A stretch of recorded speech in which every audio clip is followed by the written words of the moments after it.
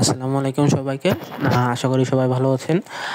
আজকে হচ্ছে আপনাদের সাথে একটা নির্দিষ্ট একটা ব্যাপারে কথা বলবো। বিসিএস সম্প্রতি বিসিএস ৪৭তম বিসিএস আবেদন করার ক্ষেত্রে বেশ কিছু ইউজার্স আর স্টুডেন্ট হচ্ছে একটা সমস্যার সম্মুখীন হয়েছে। সেটা হচ্ছে যে তারা তাদের যথেষ্ট কোয়ালিফিকেশন থাকার পরও অ্যাপ্লিকেশন সাবমিট করার পর তাদের একটা লেখা আসতেছে যে ইনঅ্যাডিকুয়েট কোয়ালিফিকেশন প্রবলেম।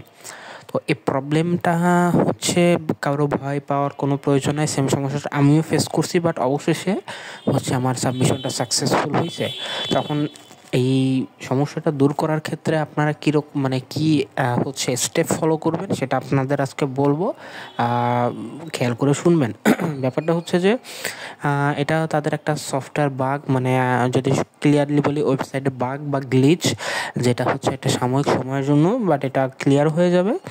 আপনারা এটা ভয় পাওয়ার কোনো প্রয়োজন নাই, আপনারা এটা ঠান্ডা মাথায় হ্যান্ডেল করতে পারবেন। ব্যাপারটা হচ্ছে যে আমার শিক্ষাগত যোগ্যতা যতটুকু চাইছে তার থেকে বেশি আছে। আমি সব কিছু বাকি যে ঘরগুলো নির্ভুলভাবে ফিল আপ করছি, তারপর আমার সেই ইনঅ্যাডিকুয়েট কোয়ালিফিকেশান প্রবলেম লেখা আসতেছে। আমি ছবি সিগনেচারও ঠিকভাবে দিছি। তো সব কোনো প্রকার প্রবলেম না থাকার পরে সমস্যাটা আসছে, তার মানে অবশ্যই এটা বুঝতে হবে যে এটা কোনো প্রকার আপনার মধ্যে কোনো সমস্যা না। সমস্যাটা হতেছে তাদের সফটওয়্যার বা ওয়েবসাইটের বাগ বা গ্লিচ টাইপ কোনো সমস্যা, ওয়েবসাইট জনিত সমস্যা। তো আমার সাথে এরকম হয়েছে যে আমার যখন সাবমিশনটা সাকসেসফুল হয়েছে তার ঠিক আগের বার, মনে করেন আমি 10 বারের চেষ্টা সফল হয়েছি, তো 9 বারের চেষ্টার সময় আমার সাবমিশনটা ওই ফেল হয়েছে, ওই লেখাটা আসছে ইনঅ্যাডিকুয়েট কোয়ালিফিকেশন প্রবলেম।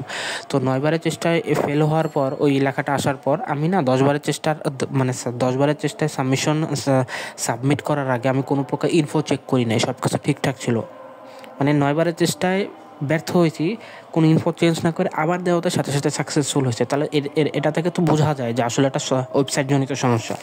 তো এটা পার করতে আমি যেটা আপনাদের সাজেস্ট করব যে আমি এই ইনফো, ঠিক আছে 9 বারের চেষ্টা কোনো প্রকার ইনফো চেঞ্জ করি নাই, বাট তার ঠিক 2-3 বার যে চেষ্টা করছি ব্যর্থ হয়েছি, তার ঠিক 2-3 বার আগে এরকম হয়েছে যে আমার ফার্স্ট ডিভিশন সেকেন্ড ডিভিশন যে একটা অপশন থাকে না, ওই অপশনটা সিলেক্ট করা ছিল, ওইটা রিমুভ করে দিয়ে আমি পয়েন্ট অ্যাড করে দিচ্ছি যে জিপি আউট অফ 4 আমি অমুক সিজিপিএ পাইছি। ইন্টারের ক্ষেত্রে যে আমি ফার্স্ট ডিভিশন সেকেন্ড ডিভিশন আমি ফার্স্ট ডিভিশন পাইছি, তো ফার্স্ট ডিভিশনটা চেঞ্জ করে দিয়া আমি হইতেছে আমার যে পয়েন্ট যেটা পাইছি জিপিএফ আউট অফ 5 ওই পয়েন্টে উল্লেখ করে দিছি। এরপর আমি আমার যে নাম, আমার বাবা মার নাম, তারপর হইতেছে বাকি সব ইনফোগুলা, এগুলা হচ্ছে আমি আমার নাম বাবা মার নাম এই ইনফোগুলা রিমুভ করে দিয়া আমি নতুন করে আবার রিটাইপ করছি।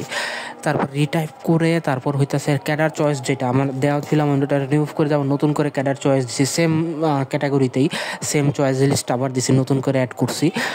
এরপর যাই আমি 2 বার চেষ্টা করছি, 2 বার ফেল হয়েছে, ইনঅ্যাডিকুয়েট কোয়ালিফিকেশন প্রবলেম লেখা আসছে।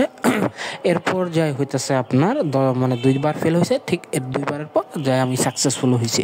তো আপনারা এই পন্থা হচ্ছে বা এই স্টেপটা ফলো করতে পারেন, আশা করি আপনাদের কাজে দেবে।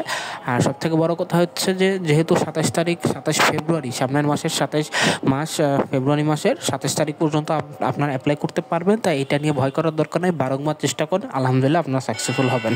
ঠিক আছে, আল্লাহ হাফেজ, সবাই ভালো থাকবেন।